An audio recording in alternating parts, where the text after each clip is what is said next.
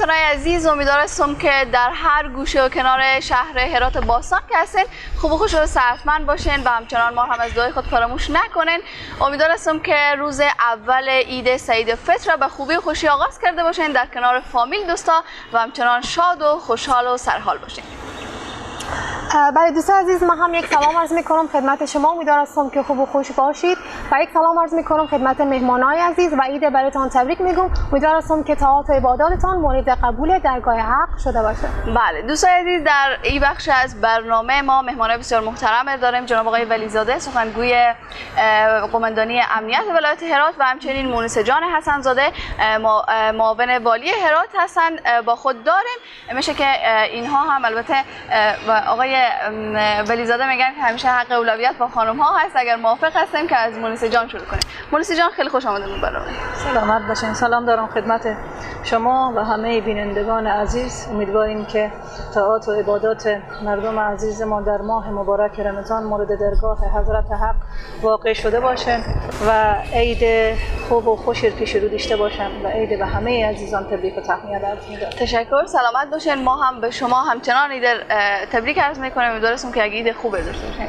جناب آقای ولیزاده. به نام خدا عرض سلام دارم خدمت شما، خانم حسن زاده، معاون مقام ولایت هرات، بینندگان عزیزتان و از طریق شما برای تمام مردم شریف با عزت و سرافشور و رنگی افغانستان طاعات و عباداتشان مورد قبول درگاه حق باشد و اولین روز از عید ماه مبارک رمضان امید از اینکه به خوبی و خوشی سفری کرده باشند و یا باز کرده باشند. خوشحال هستم که از طریق برنامه شما در خدمت هموطنان عزیز خود باشم. تشکر، سلامت باشین. شما هم همچنان خوش آمدید. جناب آقای ولیزاده، سوالا از شما شروع میکنم. میگن که افراد نظامی یا کسایی که در نظام کار میکنن نسبت به مردم عام شرایط اینا یا که تجلیل کردن از مناسبت‌های خاص بسیار سخت میباشه. خودتان چی گفتین داره؟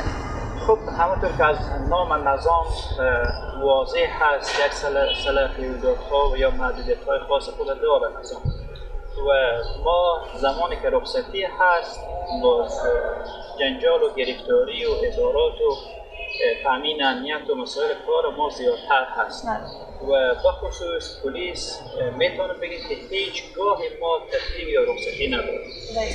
اگر مردم ما به میله و تفریح و عید و عنعنات و رسم و رسوم خود گرفتار هستند، با پلیس کار از او بیشترتر هست، در هزارات به سر میبره و حتی میتونم بگیم که در 3 روز 4 روز یا 5 روز شبانه روز عید حتی خانه خود هم دیده نمیتونه تامین امنیت هست. بله دقیقاً.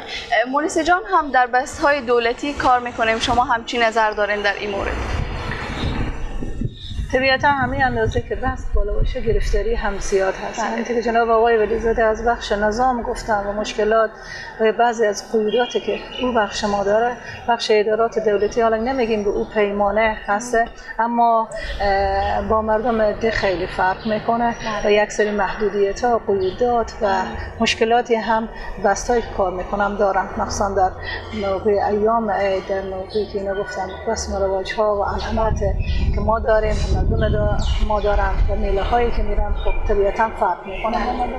خب آقای ولیزاده، میشه که شما در مورد عیدهایی که در دوران کودکی داشتین، شباهت‌هایی که عالی دارین، تفاوت‌های اونا رو برای ما و دوستان؟ بله دقیقاً، طبعا خب تفاوت داره آزیتا جان، بخاطر از اینکه آدم در دوران کودکی بسیار یک دوران شیرین و دوران خوب هست و فکر میکنم هر چقدر که آدم بزرگتر بشه برای آدم کم رنگتر میشه، مصروفیت‌ها زیاد میشه، کارها زیاد میشه و آدم بیشتر فکر نمیکنه به سر مسائل، چون موضوعی هست که وقتی بزرگتر هرچه رو به سن بره آدم بیشتر سر از که زندگی چی رقم هست، مشکلات زندگی، مشکلات کار و میشه که بگین در کودکی چقدر برای شما خوشایند بود عید و نسبت به گذشته چقدر فرق کرده؟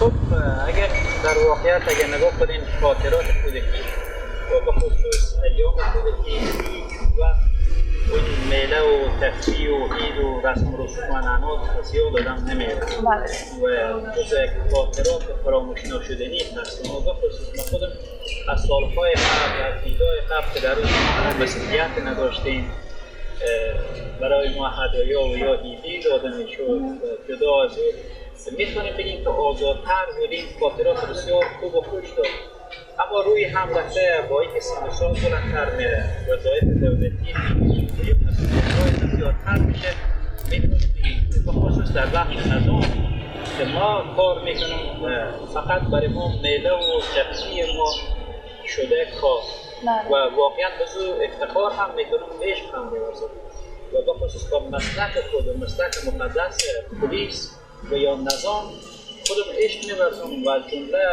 میتونم بگم که دقیقه و دقیقی که کار میکنم جز خاطرات فراموش نکنیم و همین که در خدمت مردم خود قرار داریم شب و روز 24 ساعته آماده پاسخگویی برای خود خبرنگارا، برای دستورالعمل‌ها هستیم، برای تامین امنیت کار میکنیم. این خود از کلام خاطره و یا دستاورد بله دقیقاً.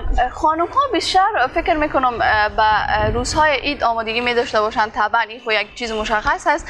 چقدر مونس جان آمادگی گرفتن برای عید با اینکه خود شما یک کارمند هستن، یک کارمند دولتی هستن و بسیار یک مسئولیت خیلی کلان هم به دوش شما هست، چقدر آمادگی گرفتن با وجود این همه مشکلات؟ میتونیم بگیم که تقریبا کارا رو به راه کردیم و این جزء وظایف ما هست و ما بارها هم به مصاحبه ها گفتیم که ما نقش های زیادی رو نگره بازی کنیم به زندگی یک خانم. نقش یک خانمی که در بیرون داره کار میکنه البته به نحو احسن، چون این توقع مردم ماست به عنوانی که ما خانم هستیم باید خوب کار کنیم، چون نمایندگی از یک قشر زنانه انجام بدیم. پس کار ما باید با دقت و وسواس زیادتری باشد. نقشی که باز وارد خونه میشیم به عنوان یک مادر خیلی خوب میگره بازی کنیم نقش خود و هیچ مشکلاتی نداشته باشیم، چون در کنار داریم کار بیرون میکنیم و اگر کمی ضعیفتر در نقش مادر بودن خود کار کنیم باز زیر سوال میریم که نقش اول تو مادر بودنه و خانم بودنه و نقش یک زن باید در خونه بازی کنیم و او هم باید به نحو احسن. ما هم باید نمیفهم خوشبختانه بگم یا متاسفانه دید مردم نسبت به خانم ها خیلی فراتر است و نقش هایی که بازی میکنم در هر مرحله از ساعت زندگی خود مگر آنقدر خوب باشه که انگشت انتقاد به طرف از دراز نشه و ما هم آمادگی عید حتما گرفتیم و به عنوانی که هم مادر هستیم هم خانم خونه هستیم هم ایفای نقش داریم در بیرون و این وظیفه ما هست و این بسیار باعث افتخار هست آزیتا جان که یک مادر همچنان که در بیرون کار میکنه مسئولیت خونه هم به دوش داره. آقای ولیزاده چقدر کمک اول بگین که ازدواج کرده میانه چند فرزند داریم؟ این میشه که اول مشخص بکنین که ما سوالات خود در این رابطه شما پرسان بکنیم. بله من ازدواج کردم الحمدلله. ثمره ازدواج من هم دو پسر و یک دختر هست. دیگه شکر از زندگی کاملا راضی هستم. خانم استاد هست، معلم هست، خود من هم وظیفه دولتی دارم، در کنار دیگر کار میکنیم و زندگی بسیار خوب و خوشدار راضی هستم. الهی شکر. چقدر کمک میکنیم به خانم خوب؟ والله اگر برسیم خوب کمک میکنیم به خاطر از اینکه ما تایم ما قبلا هم یادآور شد برای شما پیش از برنامه شما فروشه. اگر یک روز کاری ما رو تصویر بکشه بعد یکی داشته باشیم که خود همو هم میدون باید میشه در یک روز کار. به خاطر از اینکه ما تایم مشخص پلیس نداره، ساعت مثلا 5 صبح 6 صبح بیرون میشین 10 11 شب 1 شب 1 شب حتی بسیاری وقتا شاید به خانه نریم. تایم مشخص نداریم. بیت اسم ما نمیتونیم یک برنامه یا تقسیم اوقات منظم کاری به خانه برسیم. درست کنیم گذاشته باشیم. مونیسا جان میخواستم از شما پرسم که آیا نظرتان در مورد دید و بازدیدها چی است در مورد گذشته و اکنون؟ تغییر کرده گذشته بله وقتی ما مرور میکنیم سالهای گذشته تا حال میدیدیم که تفکیک کرده بودن نظر جنسیتی و اختصاص داده بودن 3 روز اول فقط مختص مردها بود، زنها مگر جایی میشیشتن که نمیدیدن و مردها میآمدن و مردها میرفتن. اما تا حال هم میگم که عید شما خانم ها از 3 روز بعدی شروع میشه که هنوزم این به ذهن نه هست، اما خوشبختانه میگیم چون که هم خانم های شاغل زیاد هستن هم مهر و محبت بین زن و مرد و خانواده زیادتر شده، دست همه رو میگیرم، یعنی هم خانم میگم بیا بریم هم بچه ها همه با هم میرم به دیز و بازدید و این عرف شده. فکر کنم که حالا نسبت به جلو کرده زن و مرد با هم بیرون میشم و میرم به عید دیدنی. و خب مونیسه جان اگر مردها 3 روز عید دارن، ما خب فکر کنم 1 ماه 2 ماه، یک ماه الی 2 ماه عید داره. ما خانم‌ها ما یک چیز بسیار طولانی خوب هست به نظر من. فکر میکنم که مردها کمک نسبت به خانم‌ها، البته معذرت جناب آقای بلیزاده که احساسات اینا کمک کمتر هست نسبت به خانم‌ها. خانم‌ها یک رواج بسیار خوب دارن که 1 ماه عید میگیرن. این به نظر من بسیار خوب هست. خب اگر برای ما هم وقت باشه دوست داریم 3 ماه دقیقاً من می‌خواستم همین به خاطر از اینکه حتی با همون 2 روز یا 3 روز هم شما یقین داشته باشین عید تقسیمات صورت میگیره. یک نفر رو گریوان استاد میکنید در خانه، یک پا میبینید سر کار وظیفه هست، یک پا دیگه در داخل خود خانه برای اینکه ما پذیرایی بکنیم از مهمانان و حتی بسیاری مردم ناراحت میشن. بسیاری با یک زنگ تلفن باید ما از اونا معذرت خواهی بکنیم، پیام بدیم برای اینا همین قسم ما عید براتون تبریکی بدیم تا خدای نخواسته از ما کدام ابتلایی نداشته باشن. جالبه که یک خاطری بگم. من پیش از اینکه در داخل نظام بیم، من سال 82 تا سال 88 در خود رادیو تلویزیون ملی هرات وظیفه داشتم و زمانی بود که من مسئول نشرات رادیو تلویزیون ملی هرات بودم. 5 شب عید، یعنی 2 شب به عید مانده بود و 3 شب هم از عید گذشت و به خانه نرفتم. یک روز آخر جی والدین و جی بابام گفتن چه کاره اگر میایی تو بیدیم و خیر ما میاییم بیدیم هیچ وقت فراموش نمیکنم.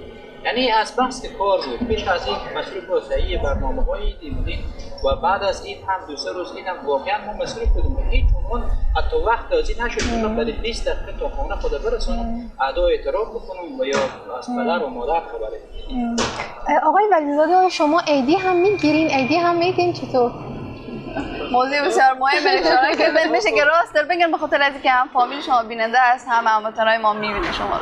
واقعیت بگم که عیدی میدیم تا عیدی کم بگیریم، بالکل کم بگیریم. شاید گاهی و از طرف بزرگا اینا به نحو بهتری بسمه شاید لطفی بکنن به طوری ولی میت بیار یادآور این عیدی البته 10 سال گذشته است میگرفته بود. البته جناب آقای بلیزاده منظور همکار ما آزیتا جانی بود که چقدر عیدی در برنامه آوردن همراه خود. رحمان انشاءالله چیزی برای شما در نظر خواهیم انشاءالله. مونیسه جان میشه که شما بگین که در خانواده چند نفر هستن ازدواج کردن؟ همین رقم تو بیشتر گفتن که فرزند هم دارن. چند فرزند دارن؟ بله ازدواج کردم و خیلی هم خوشحالم و موفقم هستم.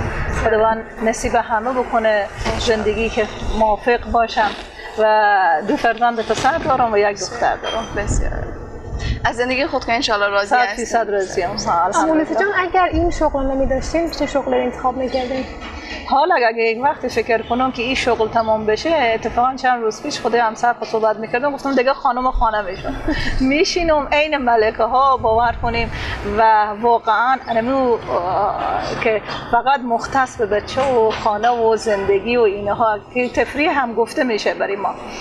اما فعلا از کاری که دارم واقعا راضی هستم. اوایل کمی مردد بودم به خاطر که حجم زیاد بود کارم و به عنوان اولین خانم بودم خیلی سنگین بود، اما حالا که الحمدلله 2 سال تیر شده میفهمم که از این طریق خیلی میتونم به هموطنان کمک کنم و مستر خدمت هستم. به واقعیت همین که ما بارها آرزو میکردیم خدای ما یک شخص قرار بده که مستر خدمت به جامعه باشه و من اید لمس میکنم که واقعا مستر خدمت هستم. گذشته از اینکه خانم ها با یک شرایط بسیار سخت، خانم های افغانستان سالیان دراز از هر نگاه محروم بودن، چه از نگاه سیاسی و اجتماعی، از حق و حقوق مسلم برخوردار نبودن.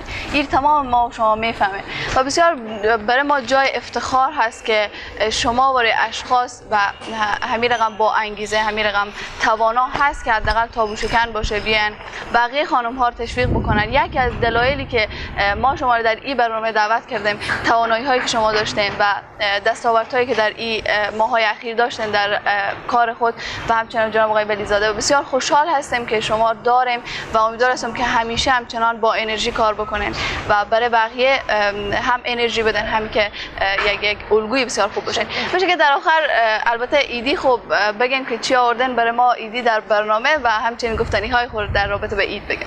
تشکر، خیلی ممنون از صحبت های شما. واقعا مردم ما هم برای ما لطف دارم، هر کدوم که می تشویق میکنم، میگم و میفهمم و مردم ما بیدار شدم که چی اندازه کار میکنیم و کی کار میکنه کی کار نمیکنه. این قوت قلبی هم واقعا برای ما هست. شاید در زبان اینها بگم یا یک پیامی بنویسم، اما برای سر روحی ما خیلی مؤثر و مثبت هست. تشکر میکنیم به خاطر صحبت شما و عید یک بار دیگر به شما و به بینندگان عزیز تبریک و تهنیت عرض میکنیم و باز هم میگیم امیدواریم که از فیوزات ماه رمضان بهره کامل کافی برده باشم و عید خوب و خوشی آغاز کنم و پایان برسانم و امیدواریم قصه پرقصه ما مردم افغانستان بالاخره به سر بیایه و به یک صلح دائمی برسیم که همه ما تشنه همه صلح هستیم. بی معنا نیه که این شعار باشه، بلکه از زبان من یا زبان شما یا افرادی که در کوچه و بازار در جاهای مختلف هستن و صلح میگم این نیه که سمبولیک باشه، ما به واقعیت ما میبینیم که همه ما تشنه همون صلح واقعی هستیم که امیدواریم که این صلح واقعی بیایه به کشور عزیز ما افغانستان. مونیسا جان، شما با وجود این شرایط کاری که دارین، مشکلاتی که در افغانستان هست شما کار میکنین، من میگم که شما برای تک تک ما خانم ها قهرمان هستین و امیدوارم که همیشه صحتمند باشین و به کارتون ادامه بدین. سلامت باشین. تشکر. من فقط هم یک جمله میگم به خانم ها که هیچ تردید نکنم، در تمام دست ها میتونم کار کنم.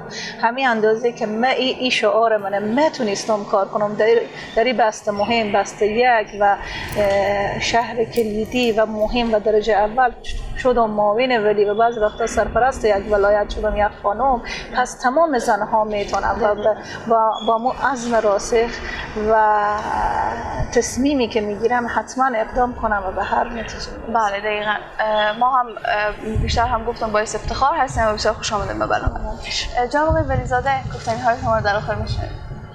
من باز هم از شما تشکر یا قدردانی میکنم و همچنین ایدر باز هم برای تمام هموطنان عزیز خود تبریک میگم به امید از اینکه این شب روزای ایدر به خوبی و خوشی سپری کنند و شب روزای باشی که دور از هر نوع حادثه، رویداد یا واقعی انشاءالله باشید. به خاطر از اینکه اگر هر واقعی و حادثه اتفاق میفته شما یک انتقید داشته باشید که من اینقدر رنج میبرم که هیچ پرسان نکنم. ولی شاید بعضی بگن خیلی پولیس شاید بی‌تفاوت باشه در قبال حادثات یا رویدادهایی که اتفاق میفته، گرچه یک امر طبیعی هست در شرایط کنونی و در کشور مثل افغانستان و در حالت که ما و شما داریم ایجاب پذیر میکنه و باید هم حوادث، اتفاقات، رخدادها و رویدادهای جنایی ما داشته باشیم. با این هم که به وقوع میپیونده و اتفاق میفته واقعا جگرخون میشه، به حد بیاندازه. و اگر هر هموطن ما از دست بدین فکر میکنیم که اعضای خانواده خود را از دست دادیم.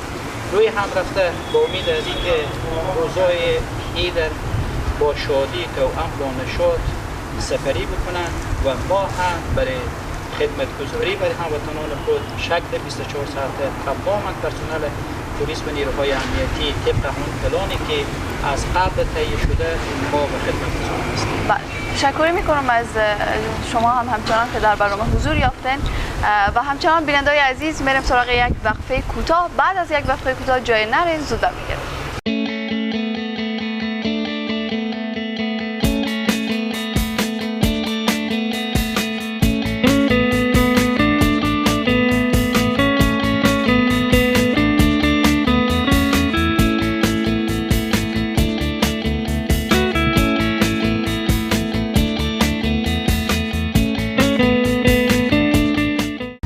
دوستان عزیز، خوش آمدید به ادامه برنامه. در این بخش از برنامه امین جان نوروزی هم به ما پیوستن و ما برایشان عید تبریک میگیم. امین جان خوش آمدید. سلام آزیتا جان، همچنین به شما سما جان، عید شما مبارک.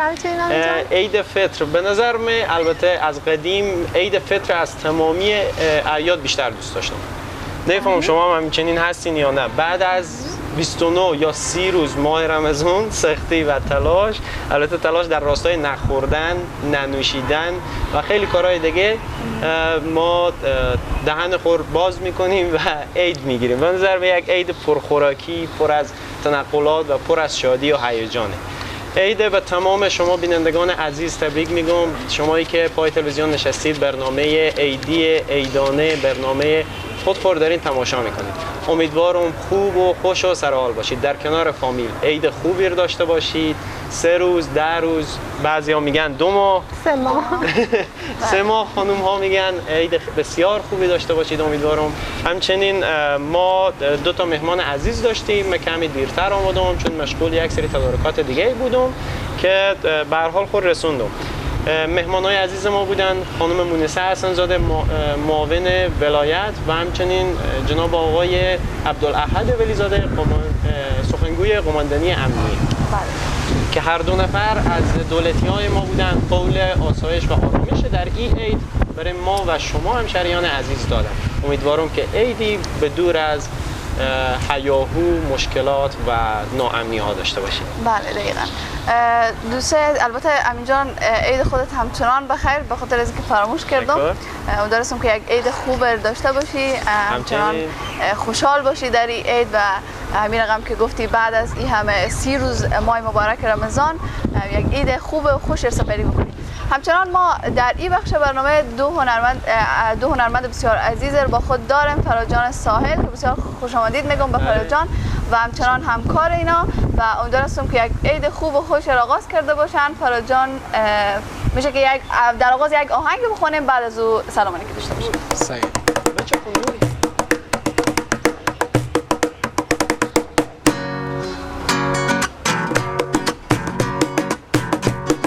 السلام علیکم وطن ایدت مبارک، السلام علیکم وطن ایدت مبارک، ایدت مبارک وطن ایدت مبارک. لا لا لا لا لا لا لا لا لا لا لا لا لا لا لا لا لا لا. ایدان خوشی های فراوان، عید مهمان خانه مسلمان، کاش هر روز ما عید باشد و عید رمضان و عید قربان. وطن داری گل عیدت مبارک، خوشی و دید و با دیدت مبارک، خوشی و دید و با دیدت مبارک. وطن داری گل عیدت مبارک، خوشی و دید و با دیدت مبارک. لا لا لا لا لا لا لا لا لا لا لا لا لا لا.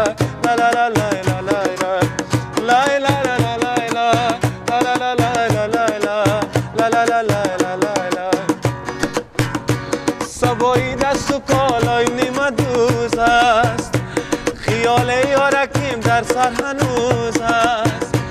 برو با یار بگو جنگی چراستی، بیا آشتی کنیم دنیا 2 روز است، بیا آشتی کنیم دنیا 2 روز است.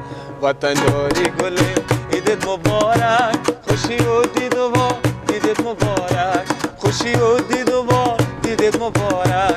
وطن داری گلیم عیدت مبارک، خوشی و دید و با دیدت مبارک، خوشی و دید و با دیدت مبارک. وطن دار گلیم عیدت مبارک، خوشی و دید و بازدیدت مبارک. البته بازدید نمیفهمم فراجان. همون میشه بازدید. خب دوستان عزیز، عید دید و بازدیده. همچنین یک موزیک بسیار زیبا بسیار قشنگی که من نمیفهمم شاعری و کینه، ولی خب همین لحظه خواننده و فرهاد ساحل بود که از لبان گرم، زبان گرم و همچنین حنجره طلایی ما شنیدیم و بسیار لذت بردیم. تشکر فرهاد جان. قربان شما. من سلام دارم خدمت تمام بینندگان عزیز. عید سعید فطر تبریک میگم. ان شاءالله که یک ماه پر عبادت و پر برکت سپری کرده باشین و عید به خوبی و خوشی همچنین سپری کنین. سلام خدمت شما مجریای عزیز، خسته نباشین. دیگه آهنگی بود از سیتا جان قاسمی در اول و میکس از او باز آهنگی از گروه باران. آهنگ یادماندنی است که هیچ وقت از خاطره ها فراموش نمیشه و ما هم گفتیم باش که یک خاطره تازه بکنیم از این آهنگ و تقدیم آهنگ به شما و همچنین بیننده عزیز بود. تشکر فرهاد جان، بسیار زیبا بود. ببخشید موزیکی که شنیدیم. دوستان عزیز، عید فطر هست، عیدی سراسر شادی، همینطور که جلوتر گفتم، یک عیدی که باید به دید و بازدید هم دیگه بریم، باید به خانه های هم دیگه بریم، باید یک عیدی متفاوت تر از عیدهای گذشته برای خود و برای فامیل خود رقم بزنیم. شما جان من فکر میکنم که عید بیشتر برای اطفال جذابتر و شیرینتر است.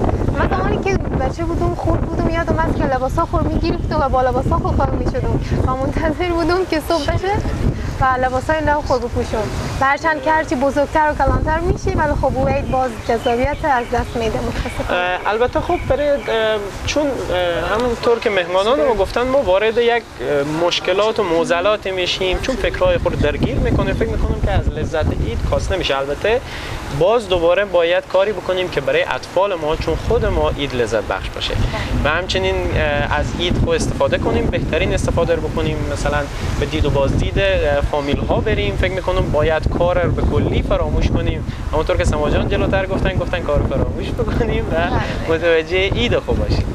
و همینطور امین جان در ایام عید اگر با کسانی ما هستن که قهر هستیم در این ایام ما باید با اونا آشتی کنیم به خانه‌های ما بریم و عیدی کنیم. بله دقیقاً. فراجان عزیز میخوایم از شما پرسان بکنم البته کمک فاصله ما شما دور هم هست میخوایم این سوال پرسان بکنم که شما عشق و انگیزه شما چی بود ای که به هنر رو آوردین و بسیار یک حنجره زیبا هم دارین این هم ناگفته نمانه که فراجان از یک از هنرمندای بسیار محبوب هرات و همچنان افغانستان هست که مردم هرات بیشتر بسیار دوستشان داره و میخوایم بگویم که انگیزه شما چی بود که به هنر رو آوردین. تشکر. من در ابتدا شروع موسیقی من از دوران طفولیت کردم.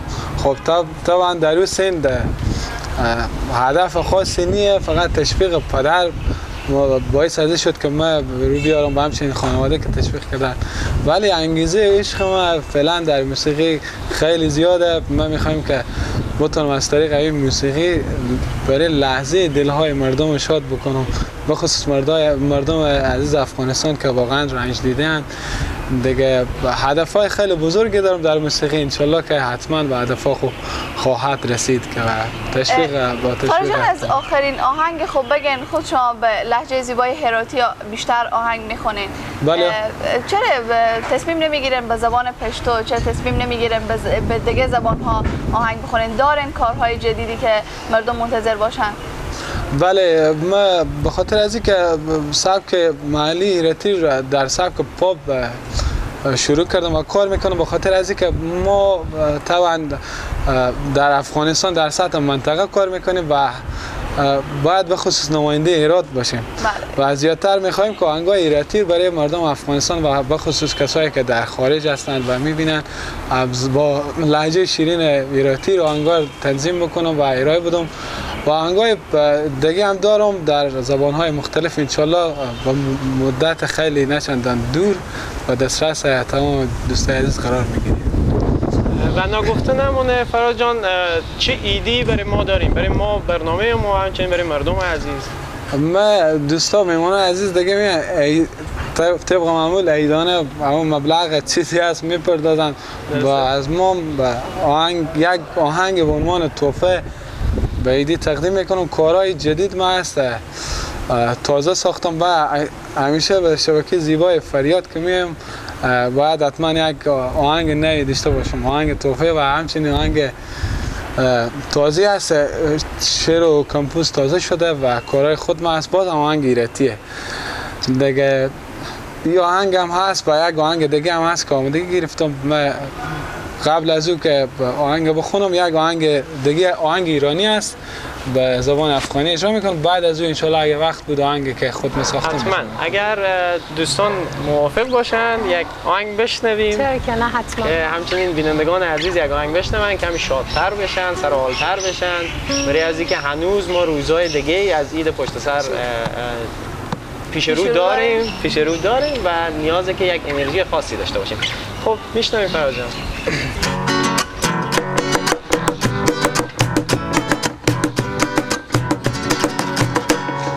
چشمان سیاه قربانت جوان خانت و کجاست مهمانت جوان چشمان سیاه قربانت جوان خانت و کجاست مهمانت جوان خانت و کجاست مهمانت جوان لای لای لای لای لای لای لای لای لای لای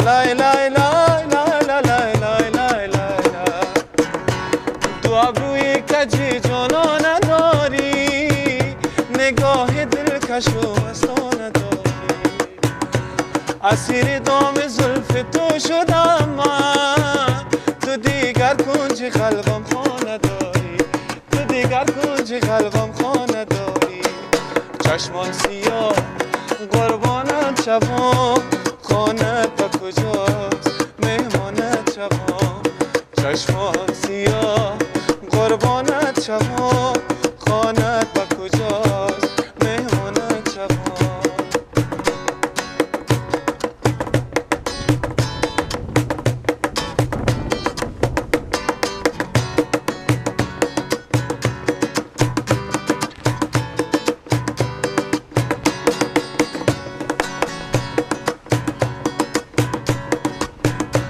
دو چشمان سیاهت را که داره دو ابروی دم به مارد را که داره بگردم کو به کو صحرا و صحرا بپرسم اختیارت را که داره بپرسم اختیارت را که داره چشمان سیاه قربانت شوم خانت و کجا مهمانت شوم چشمان سیاه قربانت شوم خانت و کجا مهمانت شوم خانت و کجاست مهمانت شوم.